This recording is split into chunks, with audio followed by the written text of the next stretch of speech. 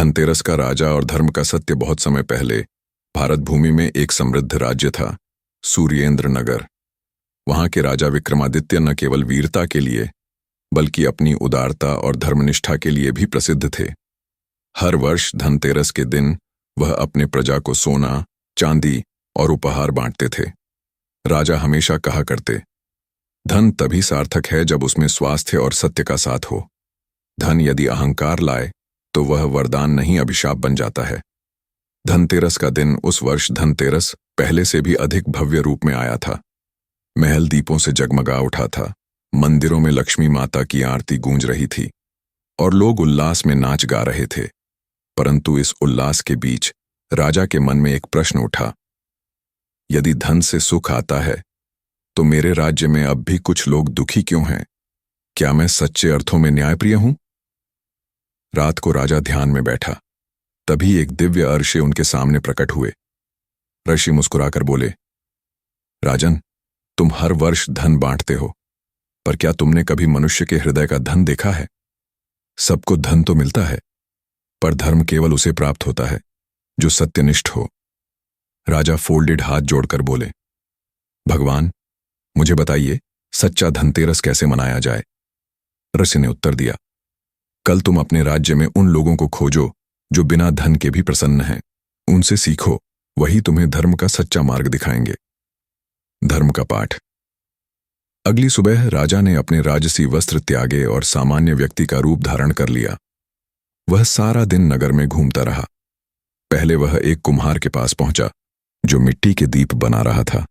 राजा ने पूछा, भाई, तुम दिन रात मेहनत करते हो, फिर भी गरीबी में जीते हो, क्या तुम्हें दुख नहीं होता?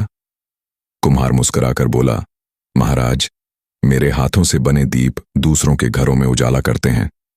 जब मेरा श्रम किसी के जीवन में प्रकाश लाता है तो मैं कैसे गरीब हो सकता हूं? राजा उस उत्तर से गहरे प्रभावित हुआ। फिर वह एक वृद्धा के पास गया जो सड़क किनारे बैठे भिक्षुओं को अन्न बांट रही थी। राजा ने पूछा, मां, तुम्हारे पास अपने लिए भी कुछ नहीं, फिर तुम दूसरों को क्यों देती हो? वृद्धा हंसकर बोली, बेटा, लक्ष्मी वहीं रहती है जिसे बांटा जाए। यदि मैं देना छोड़ दूं तो लक्ष्मी मुझसे रुष्ट हो जाएगी। राजा की आंखें नम हो गईं। सत्य का उपहार। रात को राजा महल लौटा और अगले दिन दरबार बुलवाया। राजा ने कहा, आज मैं सोना या चांदी नहीं बांटूंगा, आज मैं सच्चे धर्म के उदाहरण बांटूंगा। फिर उसने उस कुम्हार और वृद्धा को बुलाया। उन्हें सम्मानपूर्वक आसन दिया गया। राजा ने घोषणा की, ये दोनों मेरे राज्य के सच्चे धनतेरस के प्रतीक हैं। इनके पास धन नहीं, पर हृदय का सच्चा वैभव है। यही सच्चा धन है। पूरा दरबार तालियों से गूंज उठा।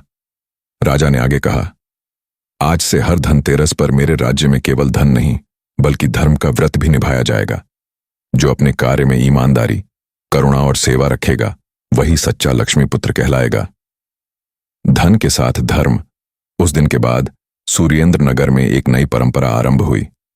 लोग अब केवल सोना चांदी नहीं बल्कि सच्चाई और करुणा के साथ धनतेरस मनाने लगे। राजा विक्रमादित्य का यह वचन लोगों की जुबान पर बस गया। धन तभी उपयोगी है जब उसके साथ स्वास्थ्य और सत्य हो। धन के साथ धर्म आवश्यक है। सारा राज्य सुख, शांति और समृद्धि से भर गया। राजा विक्रमादित्य का नाम सदा के लिए अमर हो गया।